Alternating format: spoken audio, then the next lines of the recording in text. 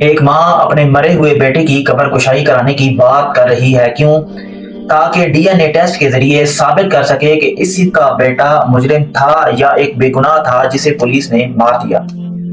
سوچیں، کیا یہ ممکن ہے کہ جس انصاف پر ہم نے تالیاں بجائیں وہ انصاف ہی نہ ہو؟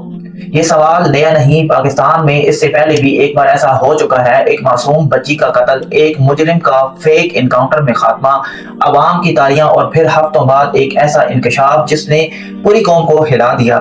دس چینج ایوری تھنگ، یا شاید نہیں بدلتا کچھ بھی جب تک ہم اصل سوال سے آنکھیں چراتے رہیں۔ السلام علیکم، میں ہوں محسن اور آپ دیکھ رہے ہیں رائز ود محسن۔ آج ہم بات کریں گے منتہا زارا کیس کی، سرگودا کی ایک ننھی بچی کے قتل کی، اس کے مرکزی ملزم کے پولیس مقابلے میں مارے جانے کی، اور اس بڑے سوال کی جو اس کے بعد اٹھ کھڑا ہوا ہے: کیا ہم نے واقعی انصاف دیکھا یا صرف ایک تماشا؟ سرگودا کے بلاک نمبر 8 میں رہنے والی 7 سالہ منتہا زارا 22 جون 2026 کو ایک معمولی کام کے لیے گھر سے نکلی، قریبی دکان سے کچھ سامان لانے، ایسا کام جو ہر گھر میں روزانہ ہزاروں بچے کرتے ہیں۔ مگر منتہا واپس نہیں آئی۔ گھر والوں نے تلاش شروع کی، پولیس کو اطلاع دی، اور پولیس نے قریبی دکانوں کی C C T V footage check کرنا شروع کی۔ فوٹیج میں منتہا دکان کے اندر داخل ہوتی نظر آئی، مگر باہر نکلتی کبھی دکھائی نہیں دی۔ پولیس نے دکان اور اس سے ملحقہ عمارت کی تلاش شروع کی۔ عمارت کی چھت پر بوریوں اور فالتو سامان کے پیچھے منتہا کی لاش ملی۔ ایف آئی آر کے مطابق دکان کے ملازم ارسلان نے مبینہ طور پر بچی کو دکان میں بلایا، اس کے ساتھ زیادتی کی اور شناخت کے خوف سے اسے قتل کر دیا۔ یہی وہ بریکنگ پوائنٹ تھا جس نے ایک عام گمشدگی کو پورے ملک کے غم اور غصے میں بدل دیا۔ پولیس نے دکان کے مالک حنیف، اس کے بیٹے اور ارسلان سمیت 6 افراد کو حراست میں لیا۔ سرگودا کے ڈی پی او نے ایک خصوصی 6 رکنی تحقیقاتی ٹیم تشکیل دی اور کیس کی حساسیت کو دیکھتے ہوئے اسے کرائم کنٹرول ڈپارٹمنٹ یعنی سی سی ڈی کے حوالے کر دیا۔ پولیس کے مطابق ارسلان نے تفتیش کے دوران مبینہ طور پر جرم کا اعتراف کر لیا، مگر پھر وہ ہوا جو پاکستان میں اب ایک جانا پہچانا انجام بن چکا ہے۔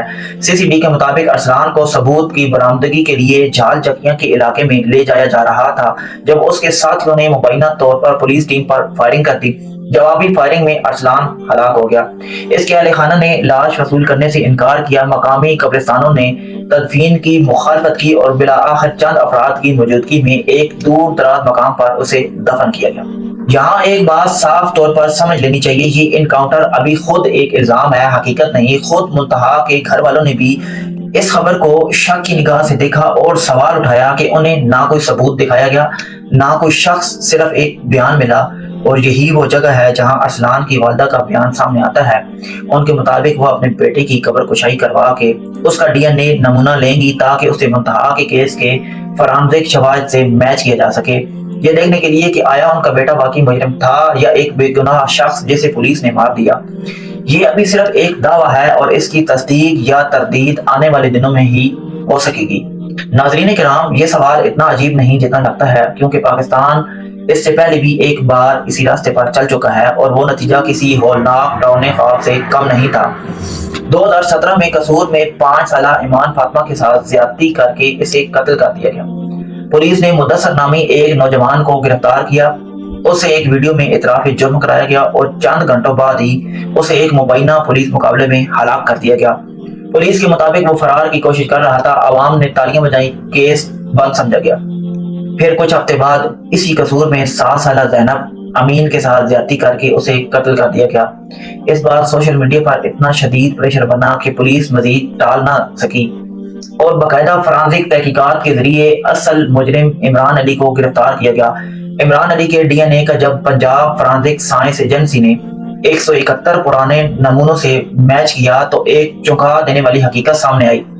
عمران علی ہی وہ شخص تھا جس نے ایمان فاطمہ کو بھی زیادتی کا نشانہ بنایا تھا۔ مدثر جسے پولیس نے مجرم بنا کر مار دیا تھا، اس کا ڈی این اے میچ ہی نہیں ہوا، یعنی پولیس نے ایک بے گناہ نوجوان کو محض عوامی غصہ ٹھنڈا کرنے کے لیے قربان کر دیا تھا، جبکہ اصل قاتل 7 بچوں کا ریپ اور قتل کرتا رہا۔ ریئلٹی چیک، یہ صرف ایک پرانی کہانی نہیں، یہ ایک پیٹرن ہے۔ جب عوامی غصہ بہت زیادہ ہو اور پولیس پر پریشر بڑھ جائے تو کبھی کبھار نتیجہ دکھانا حقیقت سے زیادہ ضروری سمجھا جاتا ہے، اور یہی نقطہ منتہا کے کیس میں بھی اٹھایا جا رہا ہے۔ ابھی تک نہ ارسلان کا کوئی باقاعدہ ٹرائل ہوا، نہ عدالت میں اس کا جرم ثابت ہوا، نہ منتہا کے فرانزک شواہد کو اس کے ڈی این اے سے बाज़ाब्ता तौर पर मैच किया गया। कम अज कम अवामी सतह पर अभी तक ऐसी कोई तस्दीक सामने नहीं आई। इसी हफ्ते एक और खबर ने इस बहस को मजीद गहरा कर दिया। शेखपुरा में एक 10 साल तलबा के साथ ज्यादती के मुजरिम की सजाए मौत को सुप्रीम कोर्ट ने उम्र कैद में तब्दील कर दिया। जुर्माना 3 लाख और बच्ची के लिए मुआवजा 1 लाख रुपए मुकर्रर रहा। यानी यहाँ ट्रायल, शवाहिद और अदालती अमल से गुजरा हुआ मुजरिम भी फांसी से बच सकता है। वहाँ सवाल ये बनता है कि क्या फौरी इंजाम वाकई इंसाफ का मुतबादिल है या सिर्फ गुस्से को वक्ती तौर पर ठंडा करने का तरीका। यहाँ बिग क्वेश्चन ये है, अगर कल को फ्रांसिक साबित कर दे कि अरसलान वाकई मुजरिम था तो ठीक, मगर अगर खुदा न खास्ता ऐसा ना हो तो मुंतहा का असल कातिल अभी भी आजाद घूम रहा है, बिल्कुल वैसे ही जैसे इमरान अली मुदस्सर के मरने के बाद महीनों तक आजाद रहा। और यही वो रेड फ्लैग है जिसे हमें सबसे ज्यादा संजीदगी से लेना चाहिए। मुंतहा वापस नहीं आएगी और अगर अरसलान वाकई बेगुनाह था तो वो भी वापस नहीं आएगा। असल इंसाफ फौरी इनकाउंटर का नाम नहीं, असल इंसाफ वो है जिसमें सबूत हो, ट्रायल हो और किसी की माँ कल ये ना कहे कि मेरे बेटे को बेगुनाह मार दिया गया। क्रिटिकल मोमेंट ये है, हम कब तक सिर्फ इंजाम पर तालियां बजाते रहेंगे और असल सवाल क्या ये वाकई मुजरिम था से आंखें चुराते रहेंगे। आपकी राय क्या है? क्या पुलिस मुकाबले इंसाफ का मुतबादिल हो सकते हैं? कमेंट में जरूर बताएं। अगर आप ऐसी डीप एनालिसिस चाहते हैं तो चैनल को सब्सक्राइब करें। मिलते हैं अगली वीडियो में। अल्लाह हाफिज।